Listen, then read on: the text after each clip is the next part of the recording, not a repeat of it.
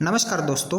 आजकल ईएमआई के ऊपर ऑनलाइन परचेजिंग हो चाहे अन्य कोई रिटेल शॉप में हम कोई बड़ा खरीदी कर रहे हो, उसके ऊपर ईएमआई के ऊपर बहुत सारे ऑफर आते रहते हैं। ईएमआई मतलब अगर हमारे पास किसी चीज़ को खरीदने के लिए उतना रिक्वायर्ड पैसा नहीं है तो हम पर मंथ ईएमआई देके उस चीज़ को हम खरीद सकते हैं। ईएमआई के अलावा पर्सनल लोन या अन्य कोई प्रकार का लोन लेके अपने लायबिलिटी के लिए महंगे फ़ोन, महंगी गाड़ियाँ और अन्य कोई महंगी चीज़ें खरीदने का ट्रेंड चल रहा है। इसलिए जिनके पास पैसा नहीं है या अन्य कोई जॉब करके वो अपना काम चला रहे हैं, ऐसे लोग भी महंगी गाड़ियाँ और महंगे फ़ोन के चक्कर में फंसते रहते हैं। आज के वीडियो में मैं आप लोगों को यह बताऊंगा कि आपका बजट नहीं होकर भी आप महंगा आईफोन 2 लाख, 2.5 लाख, 1.5 लाख का आईफोन खरीदते हैं। ईएमआई के ऊपर अगर खरीदोगे तो इसका हमारे फाइनेंशियल बजट के ऊपर कैसे नेगेटिव इफेक्ट हो सकता है, यह मैं डिटेल में समझाऊंगा। आईफोन बनाने वाली एप्पल कंपनी ये तो हमारी तो है नहीं, ये तो फॉरेन कंपनी है। उस कंपनी को भी पता चल गया इंडिया में ऐसे बहुत सारे लोग हैं जो पर्सनल लोन लेके अपने क्रेडिट कार्ड से या ईएमआई के ऊपर बहुत सारे महंगे महंगे फ़ोन खरीदते हैं। इस कंपनी को भी पता है अगर हम 2 या 2.5 लाख के फ़ोन के ऊपर ईएमआई जैसा ऑफर नहीं देंगे तो हमारे कंपनी का सेल ज़्यादा होगा नहीं। इसलिए इस कंपनी में बहुत ही आसानी की तरह से ईएमआई के ऊपर आईफोन देना शुरू किया है। और हमारे जैसे पागल लोग जिनका पर मंथ सैलरी बहुत कम है, 15-20 हज़ार तक है, ऐसे लोग भी 2-2 लाख, 2.5 लाख तक के आईफोन खरीद रहे हैं और उसका ईएमआई अगले 5 साल तक भरते रहते हैं।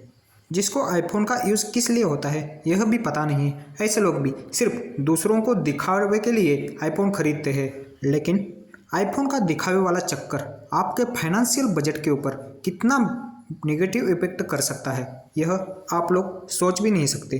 क्योंकि अगर आज आप 2 लाख का आईफोन लोगे तो आने वाले 4-5 सालों तक उसका ईएमआई भरते रहेंगे और आप आईफोन लिया है उससे कोई आपको इनकम भी नहीं मिलेगा और आपका पैसा भी वहाँ एंगेज हो जाएगा। यानी कि दिखावे के चक्कर में हम फाइनेंशियली इतने कमज़ोर हो जाएंगे कि एक दिन हमारे लिए ज़रूरत वाली चीज़ें भी बेचना पड़ेगा और आने वाले समय में हम आज जैसे हैं उससे भी ज़्यादा गरीब हो सकते हैं। क्योंकि हमारे पास जो पैसा आ रहा है हम सही जगह पे इन्वेस्ट नहीं करते, इसके उल्टा हम और भी ज़्यादा डेप में जाते हैं। जैसे कि पर्सनल लोन लेकर ईएमआई या अन्य कोई लोन का प्रीमियम में हम ज़्यादा प्लस में पैसा कमाने से अच्छा इससे उल्टा हम और माइनस में चले जाते हैं। इसलिए हमारा सैलरी से कुछ पैसा बचता नहीं है और हम और भी गरीब होते जा रहे हैं। अगर ज़िंदगी में दिखावा इतना भी न करे कि ज़िंदगी के आखिरी पल अफसोस में गुजारना पड़ेगा।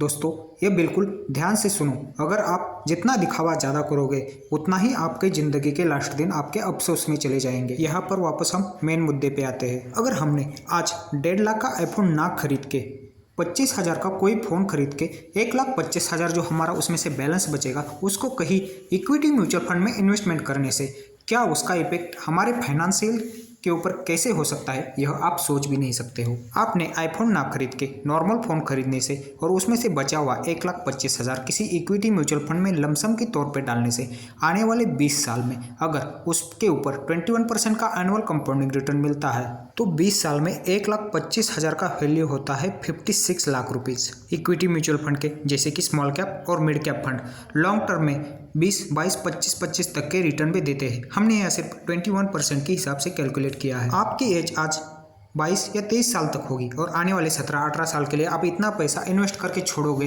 तो आपकी एज के 40वें साल में आपके पास 56 लाख रुपीस होंगे। अगर आप सही जगह पे इन्वेस्टमेंट करोगे, आईफोन ना खरीद के नॉर्मल फ़ोन खरीद के अपनी ज़िंदगी साधारण रखोगे तो ये आपके लाइफ में भी पॉसिबल हो सकता है। जब आप 40 साल के हो जाओगे बिना तब तक कुछ किए हुए सिर्फ एक बार 1,25,000 रुपये इन्वेस्टमेंट करके 56 लाख का वेल्थ क्रिएशन कर सकते हैं और 40वें साल में उसी को हम किसी SWP प्लान में यानी कि सिस्टमेटिक विड्रॉल प्लान में उसमें से सिर्फ 50 लाख रुपए डालेंगे और 6 लाख का आईफोन उस समय ले लेंगे।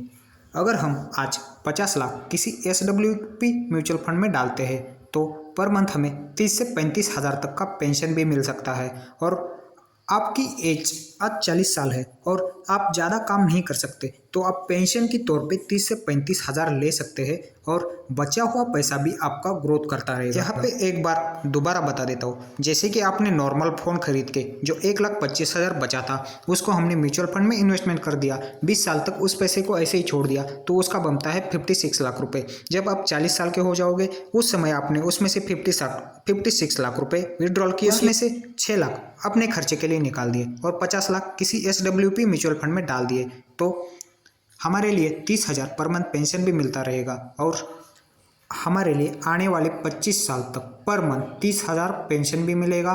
और हमारा जब एज 65 होगा उस समय 30,000 पेंशन लेने के बावजूद भी हमारे अकाउंट में लगभग 12 करोड़ रुपए बचेगा। आपको यकीन नहीं होगा, एक ऐसे कैलकुलेशन हो सकता है, लेकिन इक्विटी म्यूचुअल फंड में बिल्कुल ये पॉसिबल है। इसलिए आज ही लायबिलिटी के पीछे ज़्यादा न भागकर आपका जितना भी पैसा है 500, 1000 जितना भी आप पर मंथ सेविंग कर रहे हो उसमें से आप इन्वेस्टमेंट करोगे, सही जगह पे इन्वेस्टमेंट करोगे तो स्मॉल अमाउंट भी एक लॉन्ग टर्म में आपको एक बड़ा वेल्थ क्रिएशन करके दे सकता है, जिसके बारे में आप सोच भी नहीं सकते। हमारे जैसे नॉर्मल लोग और गरीब होते जा रहे हैं क्योंकि हम पैसे को सही जगह पे इन्वेस्टमेंट नहीं करते। हमें लगता है शेयर मार्केट या म्यूचुअल फंड में डाला हुआ पैसा भाग जाएगा तो, डूब जाएगा तो हमारे को क्या मिलेगा, लेकिन ये ऐसा कभी होना पॉसिबल नहीं है क्योंकि it is regulated by SEBI. जैसे कि इंडिया में जितने भी बैंक है उसके ऊपर रिजर्व बैंक ऑफ इंडिया का कंट्रोल रहता है, ऐसे ही म्यूचुअल फंड और शेयर मार्केट में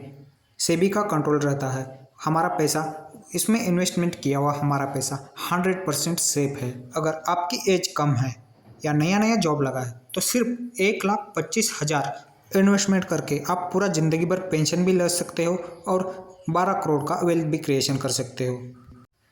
अगर आप ऐसा करोगे तो आपका जो बुढ़ापे का जीवन है वो सही से कटेगा।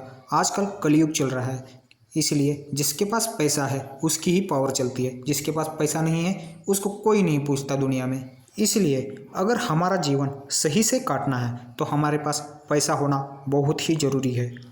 मैं मेरे आने वाली वीडियो में हम म्यूचुअल फंड से पेंशन कैसे ले सकते हैं इसके बारे में डिटेल में एक्सप्लेन करूंगा, तो मेरा आने वाला वीडियो देखना मत भूलना।